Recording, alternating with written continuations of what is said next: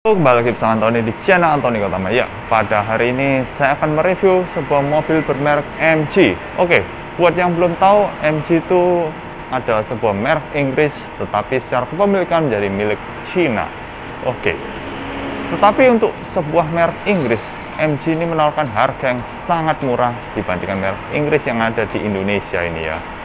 Tentunya ini pilihan yang sangat menarik, dan kalau penasaran, yuk ikuti review lengkapnya sesaat lagi.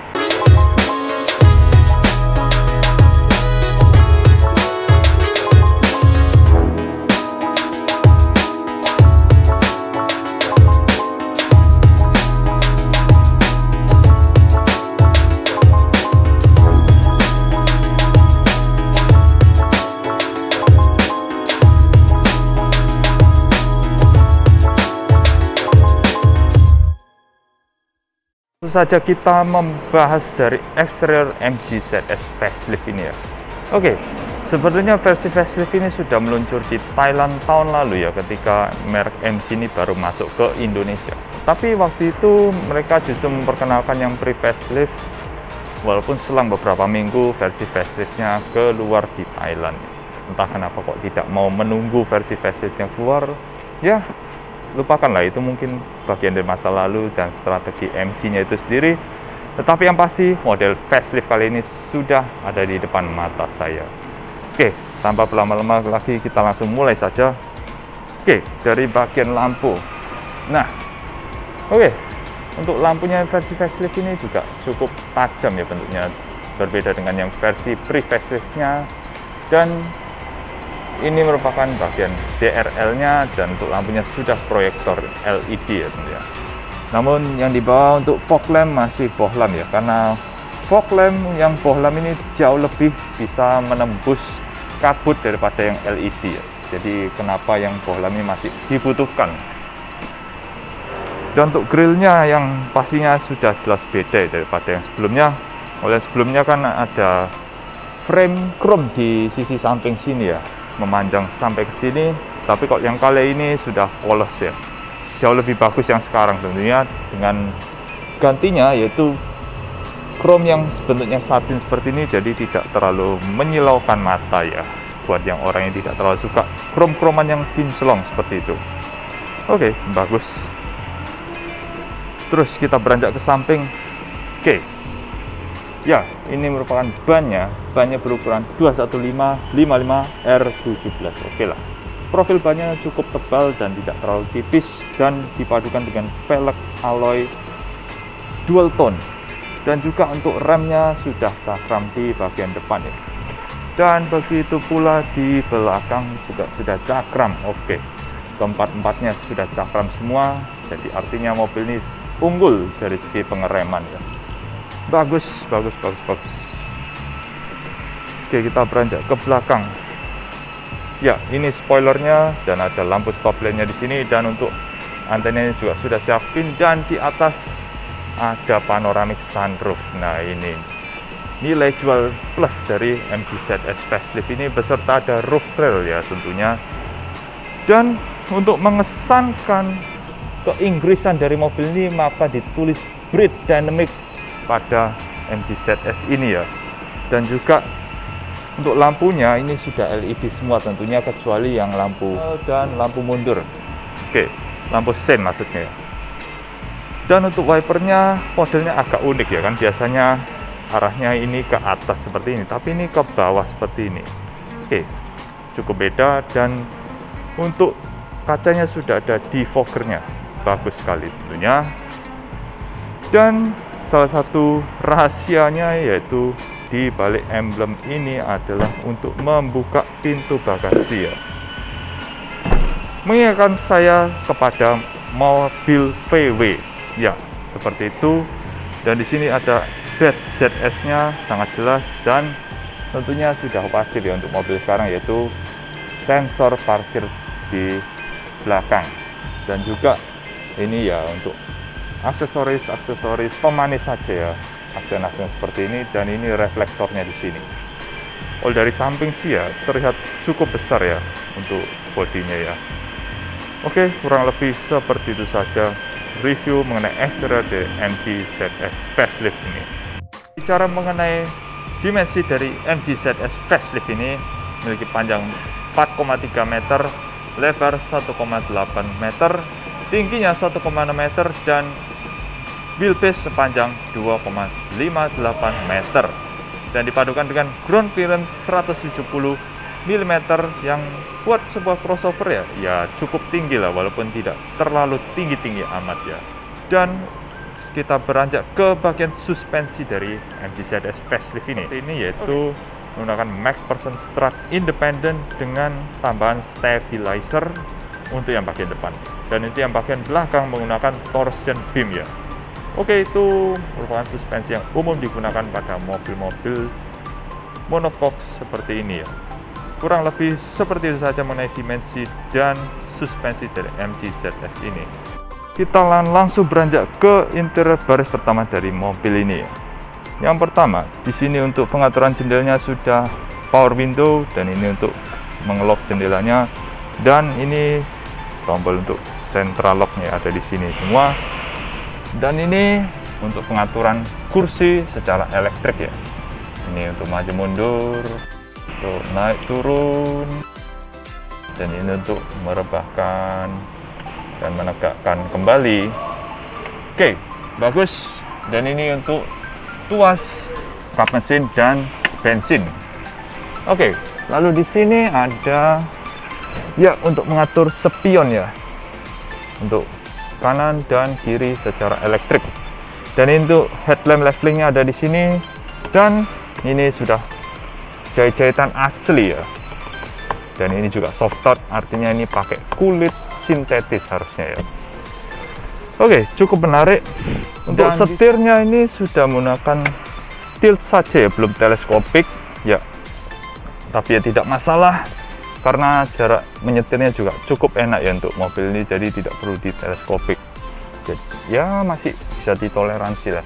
Dan di sini ada tweeter ya di sini, dan di sini ada vanity mirror beserta sunshade-nya ya. Cukup bagus walaupun tidak ada lampu penerangannya ya. Dan di sini untuk pengaturan buka tutup panoramic sunroof-nya ya, dari sini. Dan ini untuk lampu, dan untuk indikator passenger airbag ya, apakah mati atau nyala. Dan di sini juga ada vanity mirror-nya pula. Oke, kalau lihat di sini juga ada tombol-tombol di sini, nanti kita akan jelaskan di bagian selanjutnya. Dan di sini juga ada beberapa tombol. Ini untuk tombol pengaturan MID yang sudah full digital di sini, dan ini untuk voice command, dan ini untuk pengaturan head unit bisa diatur dari sini ya, untuk memudahkan ya tentunya ketika menyetir. Dan di sini ada aksen chrome ya, cukup bagus, menambah nilai estetik dari mobil ini. Oke, kita akan coba nyalakan mobilnya. Oke, kita akan ACC on dulu. Oke, lampu langsung nyala ya, kita lebih baik matikan aja agar tidak menyilaukan yang di depan. Oke, tampilannya seperti ini untuk MID-nya ya. Oke, kita akan lihat ada apa saja di pengaturannya. Oke, kita akan lihat apa saja yang ada di MID ini ya. Pertama dari pengaturan dari tombol samping ini kita akan lihat. Oke, ini untuk mengatur kecerahan layarnya ya. Speed warning, servis berikutnya ya, kembali ke sini. Terus ini untuk menu-menu yang untuk settingan di mobilnya. Ini untuk akinya ya, seberapa voltasenya. Terus ini ya, ini untuk mengatur apakah pintunya terkunci, lampunya menyala, atau pintu terbuka ya. Cukup bagus. Dan ini untuk mengatur range konsumsi BBM dan range perjalanan kita ya, nanti bisa terlihat dari situ. Dan ini ya akumulasinya ya, untuk range totalnya berapa. Dan ini konsumsi BBM-nya ya, grafiknya ditunjukkan lewat MID ini.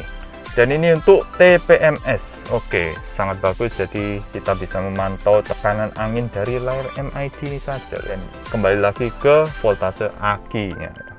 Oke, kita akan coba ke samping. Nah, ini untuk peringatan, tapi karena ini tidak ada peringatan, jadi tidak ada informasi apa-apa ya. Oke, kembali ke settingan tadi ya, cukuplah seperti ini saja untuk MID di MG ZS ini. Oke, Sepertinya agar tidak terlalu pengap di dalam, maka kita akan menyalakan mesinnya terlebih dahulu dengan menginjak rem ya. Di sini kita akan nyalakan mesinnya. Oke. Ya, untuk kabinnya sih ya cukup kedap ya, jadi tidak terlalu ribet di sini. Oke, kita juga melihat di sini ini ada layar head unit yang cukup besar ya tentunya. Nanti kita akan jelaskan di segmen selanjutnya. Dan ini untuk tombol-tombol bypassnya ada di sini. Ini untuk home, dan ini untuk mengatur volumenya, dan ini untuk menyalakan AC. Kita akan nanti nyalakan. Ini mesinnya masih pemanasan terlebih dahulu, dan ini untuk defogger depan dan defogger belakang. Bukan, ini untuk fan dari AC ya. Yang ini baru yang temperaturnya ya. Oke, di bawah ini ada untuk 12 volt power outlet. Oke. Ya, ini tombolnya seperti ini untuk memudahkan orang ya ketika mau mencet-mencet, jadi tidak terganggu oleh fokusnya di layar ini ya. Dan di sini ada slot USB 2 buah di sini, dan ini untuk power outlet ya, 12 volt. Dan di sini untuk ya ini tombol untuk hill descent control, ini untuk stability control, dan ini untuk kamera 360 bisa diakses dari sini. Ya, tampilannya seperti ini ya. Ini bisa kita rubah mau yang sisi kiri, kanan, belakang, kembali ke depan, atau mau tampilan 3D. Nah, ini simulasi mobilnya seperti ini ya. Jadi ini mengelilingi ya dari depan, belakang, samping. Oke, bagus sekali. Ya. Oke, ini tombol-tombol bypass ini sangat membantu sekali, dan untuk rem parkirnya sudah auto dengan auto hold juga, dan ini sudah elektrik maksudnya Ibu. Ya, di sini untuk cup holder 2 buah, dan ada tempat penyimpanan kecil ya. Oke, cup holdernya ternyata bisa diambil, wow. Jadi kalau mau diambil, tempat penyimpanannya besar sekali, dan ada emboss ZS. Oke, ini untuk mengecas remote-nya ya. Di sini sepertinya ini ada wireless charging-nya ya. Oke, bagus sekali. Kita akan kembalikan ke tempat semulanya. Nah, seperti ini. Dan untuk tempat penyimpanannya ya tidak besar-besar amat, tapi ya cukup lah untuk menyimpan. Dan di tengah sini ya sudah soft opening ya untuk pembukaannya. Dan untuk materialnya di sini juga soft touch ya, dan ini jahitan-jahitan asli nih. Di sini juga asli, di sini asli juga ya. Oke, bagus sekali. Ya, kita akan coba melanjutkan apa yang ada di MID ini, tapi saya akan menyalakan AC terlebih dahulu ya, agar tidak kepanasan. Oke, nah ini untuk tombol AC-nya kita nyalakan dari sini. Nah, oke, untuk AC sudah digital semua dikontrol dari sini, dan ini ada untuk mengatur arah semburannya ya, mau ke kaki dan ke depan, atau ke kaki aja, atau ada pemanas, tapi saya tidak mau pakai pemanas karena suhunya sudah sangat panas, jadi tidak perlu pemanas lah ya. Oke, kita kembalikan ke yang depan saja ya. Dan ini untuk pengaturan fan speed-nya, bisa diatur kekencangan fan speed-nya, tapi sepertinya tidak terlalu berisik ya untuk fan speed-nya. Dan ini untuk temperaturnya, dan sudah ada air purifier atau filter udara, sangat bagus sekali ya. Oke, tapi untuk bypassnya ada di sini ya, untuk mengatur fan speed, mau naikin congkel ke atas, untuk nurunin tekan ke bawah gitu ini ya. Dan ini untuk mengatur temperaturnya. Oke, sama untuk naikin temperatur ya ditekan ke bawah, untuk yang nurunin temperatur di congkel ke atas. Oke, seperti itu. Dan oke, kita akan balik ya. Ini menu home-nya, dan ini ada menu radio, menu mobil ya. Kita akan coba menu mobilnya ada apa saja. Oke, ini ada follow me home ya. Ini jadi ketika mobil itu dipencet lock, maka lampu depan tuh akan menyala ya, mengikuti kita, menerangi kita ketika masuk ke rumah. Oke, ini ada menu find my car, jadi ya ini kita akan pencet dari tombol ini ya, mungkin tidak tahu caranya gimana, tapi kalau kita pencet tombol ini, mobil itu akan membunyikan alarm atau lampu saja. Jadi kita lebih mudah mencari mobil ini lokasinya di mana kalau kita lupa. Terus ada untuk driving dan maintenance ya, ini untuk pengaturan setirnya ya, urban, normal, atau dynamic. Nah, ini untuk kembali ke reset pabrikan ya. Oke, kita akan kembali ke sini. Oke, ini untuk lampu, untuk lain-lain. Oke, nah ini untuk pengaturan setelah tombol di setir ini ya. Oke, ini mobil, home, smartphone. Oke lah. Ya, kita tidak akan terlalu banyak ya. Oke, kita akan kembali lagi. Apalagi yang ada sih? Oke, cuma itu saja. Kita akan coba lihat pengaturan di sini. Oke, di sini untuk pengaturan audio ya. Jadi ini untuk volume dan suara segala macam. Dan ini untuk equalizer ya. Nada-nadanya bisa kita atur dari sini. Dan ini ini untuk pengaturan balance dari speakernya ya. Mau seperti apa. Terus ini juga ada pengaturan jam. Oke, ini untuk pengaturan jam dan tanggal. Ini untuk koneksi ke Bluetooth. Mau ya nanti kalau kita scan bisa ke baca di sini ya. Dan ini untuk pengaturan tampilan ya.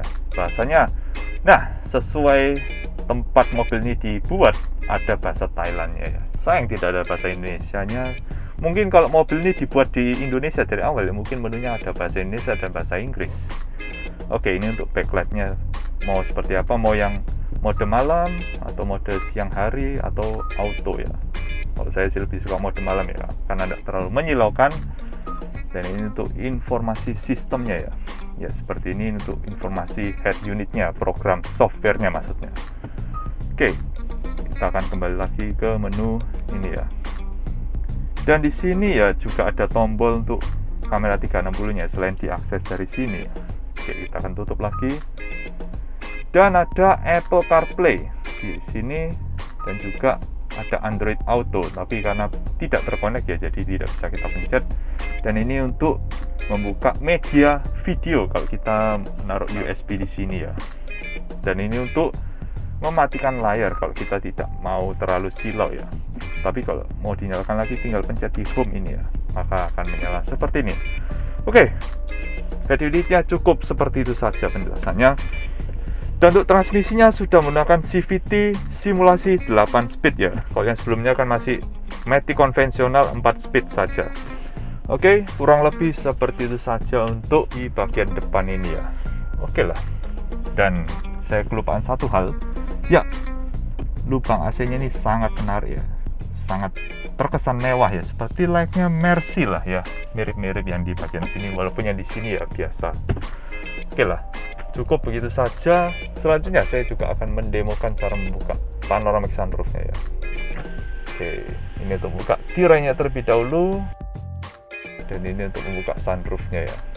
Harus diputar seperti ini. Oke, seperti ini. Ya, ada pengaturannya mau dibuka setengah, seperempat atau penuh. Nah, seperti ini. Oke, kita tutup aja ya. Oke, kita tutup aja ya, dan kita akan tutup kembali untuk tirainya. Oke ya, agak lambat ya, tidak cepat-cepat amat. Oke, untuk lampunya ya sudah LED semua ya, jadi lebih terang di kabin. Oke, bagus sekali. Oke, kalau gitu kita akan matikan kembali mesinnya ya. Oke, kita akan matikan mesinnya dan kita akan beranjak ke bagian belakang. Cukup segitu aja. Selanjutnya kita akan menuju ke bagian belakang dari MG ZS ini. Ya, di belakang hanya ada tombol jendela satu dan ada tempat penyimpanan yang cukup lebar ya. Oke, kita akan masuk. Oke, kita akan tutup pintunya agar tidak ribut.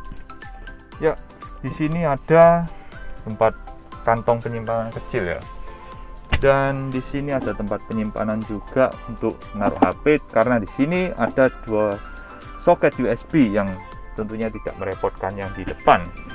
Oke, untuk di tengah ya. Oke, di tengah ini ada gundukan cukup tinggi, tapi untuk duduk sih kayaknya tidak terlalu mengganggu ya. Oke lah, masih enak untuk taruh di sini, jadi tidak terkesan terlalu tinggi lah kalau buat saya. Tidak tahu kalau buat teman-teman sekalian seperti apa. Dan di sini ada untuk Isofix ya, jadi untuk kursi bayi masih kompatibel ya di mobil ini, dan headrestnya juga sudah ada 3. Jadi ini proper untuk 3 orang di mobil ini. Oke, Ya, ini panoramic sunroofnya memanjang dari depan ke belakang ya. Ya, seperti itu. Dan ini hand gripnya retractable seperti ini ya. Oke lah. Di belakang cuma ada ini aja, dan seatbelt tentunya sudah dapat ya di mobil ini. Nggak ada yang perlu dibahas lagi. Kita akan menuju ke bagian bagasi dari MG ZS Facelift ini. Ya, kita buka bagasi dari MG ZS Facelift ini ya. Ya, pembukanya seperti ini, mengingatkan saya pada VW. Ya, dan ada handle-nya di sini. Ada lampu penerangannya, jadi tidak terlalu gelap walaupun ya ini masih bohlam di sini ya. Untuk tempat penyimpanannya sih harusnya cukup luas ya. Ini untuk koper besar satu lah, bisa muat, atau mungkin dua ditumpuk di sini juga bisa. Dan ada bagus sekali, ada separator di sini untuk menjaga privasi barang kita agar tidak terlihat oleh orang di luar sana ya, atau mencegah orang mengintip barang kita yang ada di dalam sini. Bagus sekali. Dan di sini ya, ini untuk ban serepnya. Ban serepnya ini space saver ya, jadi tidak terlalu besar, jadi hanya digunakan ketika ban utamanya bocor, itu aja. Dan ini ada toolkitnya di sini beserta ada net yang cukup besar ya di samping sini ya. Bagus. Jadi penyimpanan juga enak ya di sini ya. Ya, itu saja yang ada di bagian bagasi ini ya. Kita akan tutup kembali. Ya, kurang lebih seperti itu saja untuk bagasi dari MG ZS ini. Berbicara mengenai mesin dari MG ZS ini masih serupa dengan yang pre-facelift ya. Dan di sini tentunya sudah ada peredam ya. Bagus sekali. Untuk mesinnya masih sama, yaitu 1500 cc naturally aspirated dengan sistem MPI. Ya, untuk tenaganya sebesar 114 PS dengan torsi 150 Nm dengan penggeraknya roda depan. Dan untuk transmisinya seperti yang saya bilang tadi, menggunakan CVT simulasi 8 speed. Lah, cukup bagus.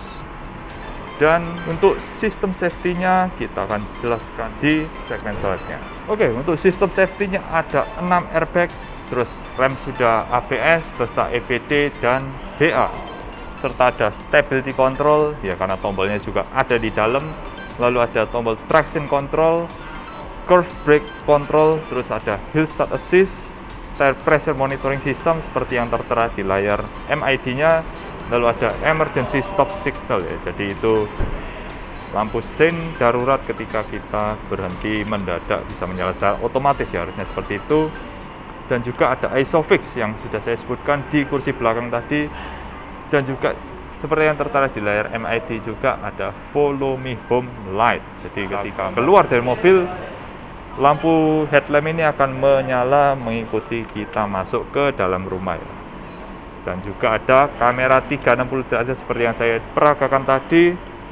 Dan juga tentunya ada sensor parkir belakang seperti yang sudah saya tunjukkan. Dan kuncinya sudah immobilizer. Ya, cukup lengkap lah safety di MG ZS Facelift ini. Ya, kurang lebih seperti saja mengenai mesin dan safety dari MG ZS ini.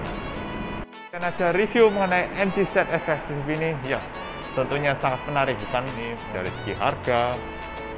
Tentunya sangat murah untuk sebuah merek Inggris ini. Dan apabila teman-teman menyukai video ini, silakan like dan komentar di bawah apabila teman-teman ingin menambahkan mengenai MG ZS Facelift ini. Untuk kontak salesnya akan saya sertakan di segmen terakhir ini ya. Dan jangan lupa subscribe ke channel Antoni Utama agar channel ini terus berkembang setiap harinya. Dan akhir kata, terima kasih sudah menonton.